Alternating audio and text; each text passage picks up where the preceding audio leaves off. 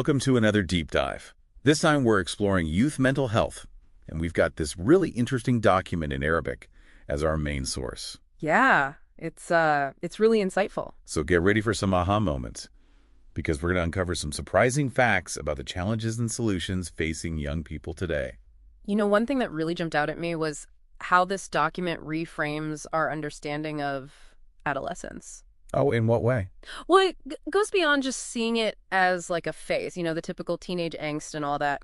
And it digs deep into the idea of adolescence as a crucial transitional period. A transitional period. That's interesting. So not just a fleeting phase, but a bridge between childhood and adulthood. Exactly. And what makes this period even more unique is the gradual nature of development that happens during this time. Okay, so break that down for me. What does that mean exactly? We're talking about physical, mental, and socio-emotional changes, and these changes don't always mature at the same pace. Oh, I see. So it's not like everything clicks into place at once. It's more like a puzzle coming together gradually.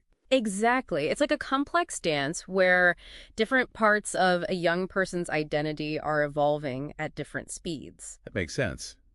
I mean, think about it. When we were teenagers, or even when we observe young people in our lives, their behavior can seem all over the place. One minute they want independence, the next, they're clinging to familiarity. Right. It's like they're juggling these different versions of themselves, and it can be pretty confusing for everyone involved, especially parents. So the document addresses that dynamic between adolescents and their parents. It does. It highlights how parents often find it difficult to really understand their children's behavior during this time. I can see how that would be a challenge. Yep. It's like the rule book has changed, but no one gave them the new one. Exactly. And the document actually suggests that this struggle to understand might be because adolescence is such a unique blend of lingering childhood impulses and emerging adult awareness. So you're saying it's not just hormones or rebellion driving their actions. It's this complex developmental process that can be confusing for everyone. Right. It's like they're caught between two worlds and trying to navigate both at the same time. So what advice does the document give to parents who are trying to support their kids through this time? Communication is key. It emphasizes the importance of open and honest dialogue, creating a safe space where young people feel heard and understood. That sounds so important, but also challenging. Sometimes it feels like talking to a brick wall. It definitely can be. But the document stresses that even when it's hard, even when you don't fully understand what your child is going through, that consistent effort to listen and validate their feelings can make a world of difference. I think that's a valuable reminder for all of us, not just parents. Communication is key in any relationship, but especially when you're dealing with the complexities of adolescence. I completely agree. And what's really refreshing is that the document doesn't just focus on the challenges of adolescence. It also celebrates the unique strengths that young people bring to the table. So it's not all doom and gloom. There's a lot of positivity in there, too. Definitely. It talks about how this period is a time of dynamic energy, accumulated experience, and growing awareness of the world around them. I love that perspective. It's like they're at this incredible intersection where they still have that childlike sense of wonder and possibility, but they're also developing the critical thinking skills and the drive to make a real difference. Exactly. And the document suggests that these qualities make young people incredibly powerful agents for positive change. I mean, just look at all the young activists, entrepreneurs, and artists out there who are already making a difference, challenging norms, pushing boundaries, shaping the future. It's truly inspiring, and it reminds us that age is just a number when it comes to making a positive impact. Absolutely. Yeah. So for everyone listening, take a moment and think about the young people in your lives. What are some examples you've seen of them making a difference, big or small? I bet you'll find plenty, because they're out there every day making the world a better place. Now, we've talked about communication and the potential of youth, but let's be real. There are also some serious challenges they face in today's world. Absolutely. The document doesn't shy away from that. It acknowledges the immense pressure young people are under today. Like, what kinds of pressures are we talking about specifically? Well, we're talking about academic expectations, the pressure to succeed in school, get good grades, get into a good college. Right. The pressure to have a perfect resume even before they finish high school. Exactly. And then there's the pressure from family dynamics, dealing with parents' expectations, maybe sibling rivalry. Oh, yeah. Family dynamics can be a whole other level of stress. And then there's the ever-present pressure of peer relationships, fitting in, being popular, navigating social dynamics. Oh, yeah. And let's not forget the elephant in the room, social media. Of course, social media. Yeah. The pressure to present a perfect image online, to keep up with trends, to be constantly connected. It's like they're bombarded with messages from all sides telling them who they should be, what they should look like, what they should achieve. Exactly. And all of that pressure can take a toll on their mental and emotional well-being. So the document talks about the impact of these pressures on young people's mental health. It does. It points to emotional struggles and potentially risky behaviors as coping mechanisms when young people feel overwhelmed. That makes sense.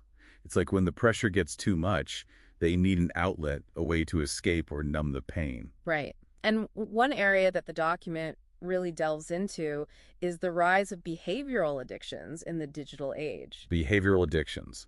So we're talking about things like excessive internet usage, video game addiction, even unhealthy emotional attachments formed online. Exactly.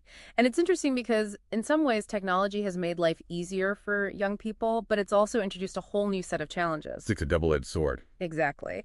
And this document defines behavioral addiction as a compulsive behavior, often driven by underlying mental health issues. So it's not simply about spending too much time online or playing games.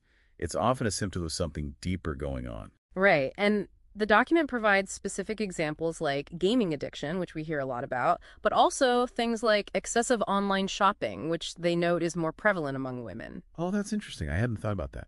And then there's the whole area of risk-taking behaviors online. The document talks about how some young people seek out dangerous or thrilling activities online to feel a rush or escape from their problems. I can see how that would be tempting, especially when you're feeling lost or overwhelmed. And those consequences can be serious. The document emphasizes that all of these behaviors can become problematic when they start to negatively impact a person's life.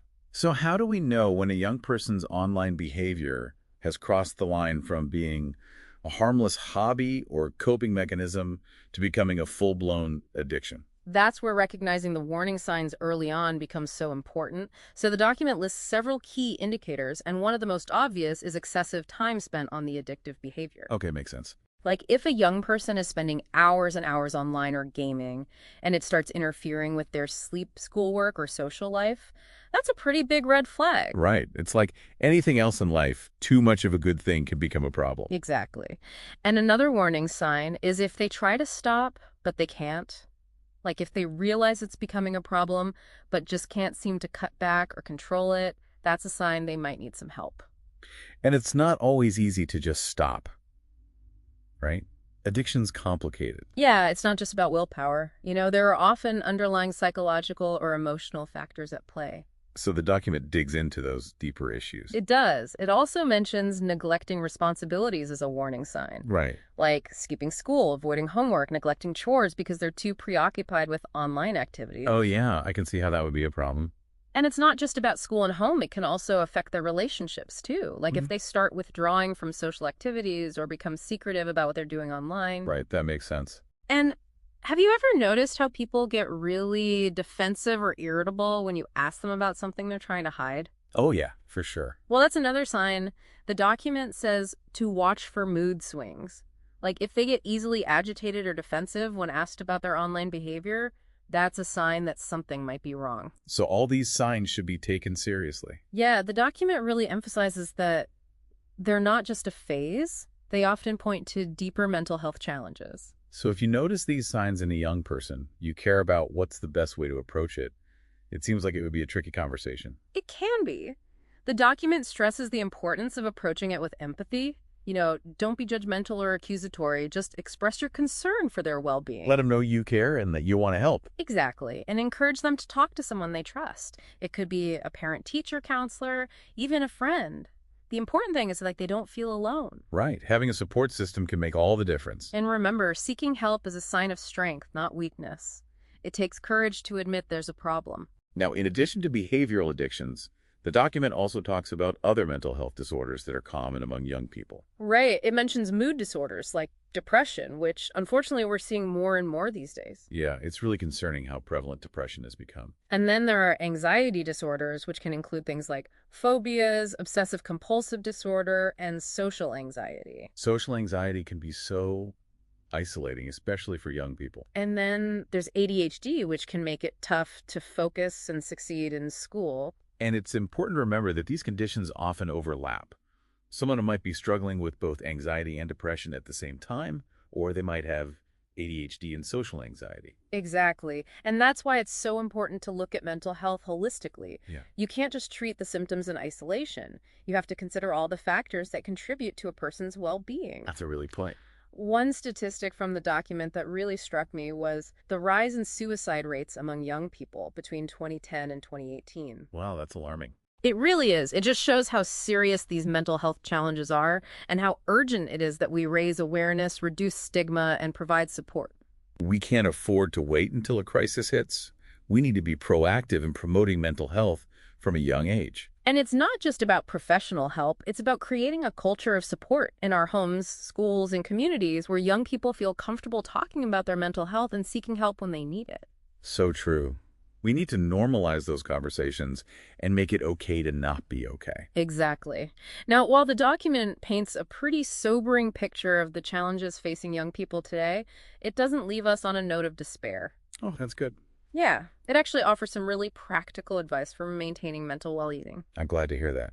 So it's not just about identifying the problems, it's also about empowering people with tools and strategies to stay mentally healthy. Exactly. And those strategies are valuable for everyone, not just young people. Okay, so let's dive into those strategies. What does the document suggest? Well, it outlines 10 steps for maintaining mental well-being.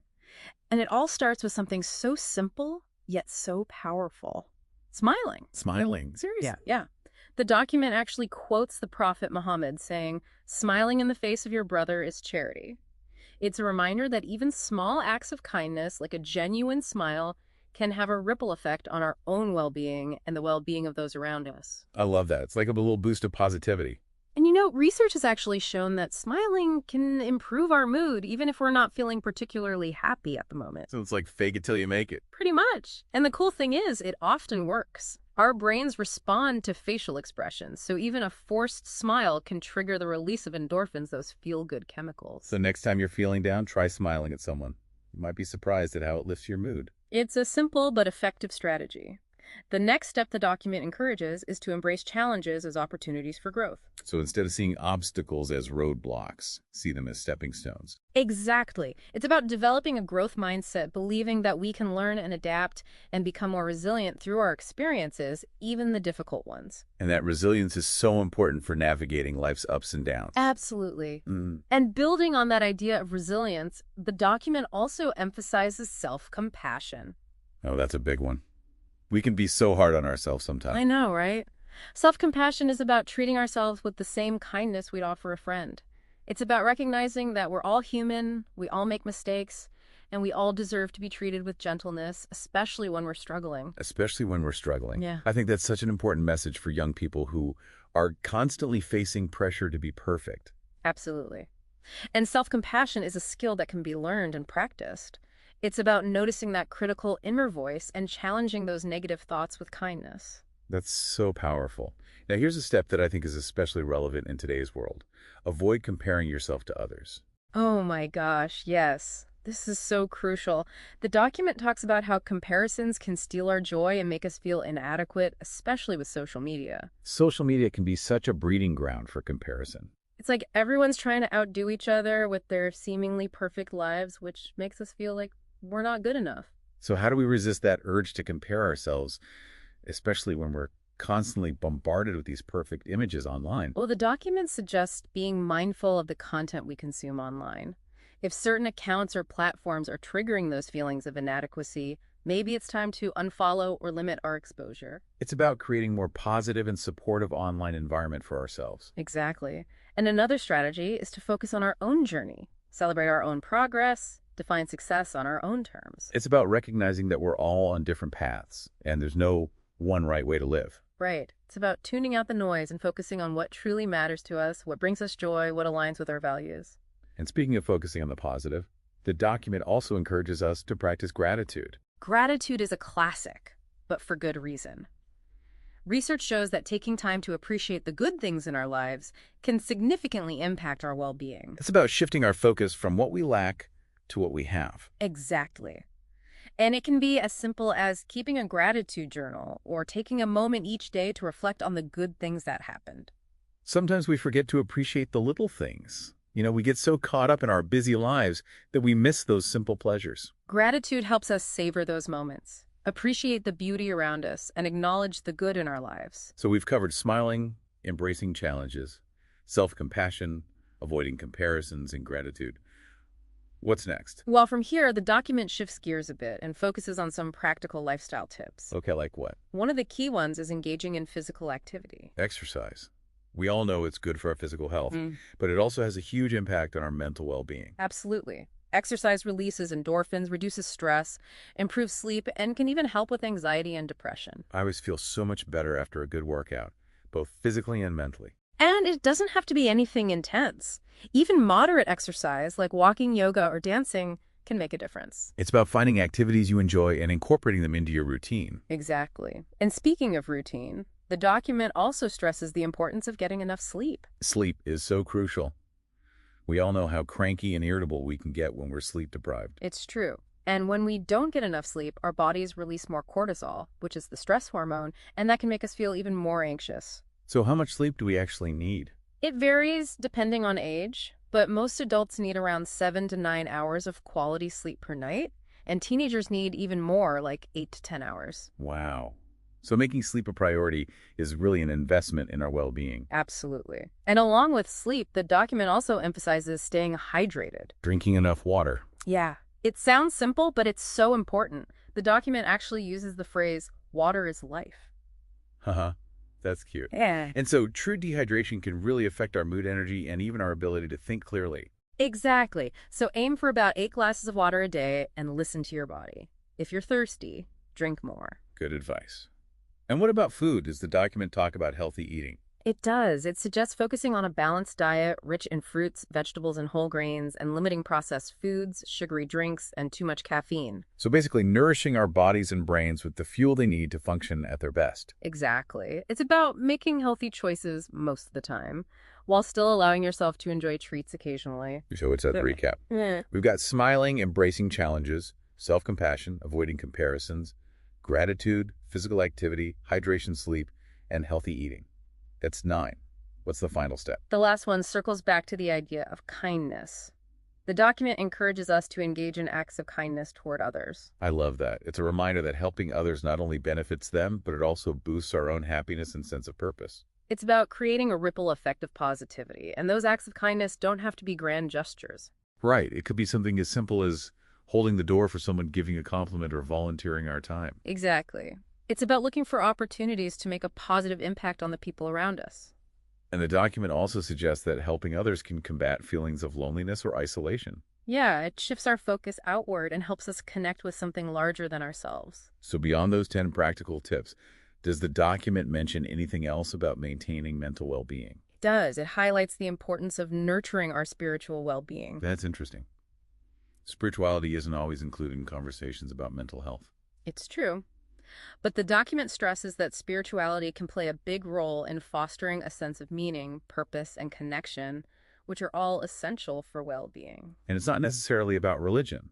It's about finding what resonates with you personally and cultivating practices that bring you peace and a sense of connection to something larger than yourself. They mention Islamic practices like prayer and reading the Quran, but they also acknowledge that for those who may not be religious, it's about finding what brings you meaning and connection. Whether it's spending time in nature, meditating, practicing mindfulness, or engaging in creative pursuits, it's about nourishing your soul. Exactly. It's about finding those practices that help you feel grounded, centered, and connected. So we've covered a lot of ground here, from the challenges and strengths of youth, to behavioral addictions, to a whole toolkit of strategies for boosting mental well-being.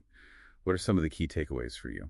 I think the biggest takeaway is that mental health is a journey, not a destination.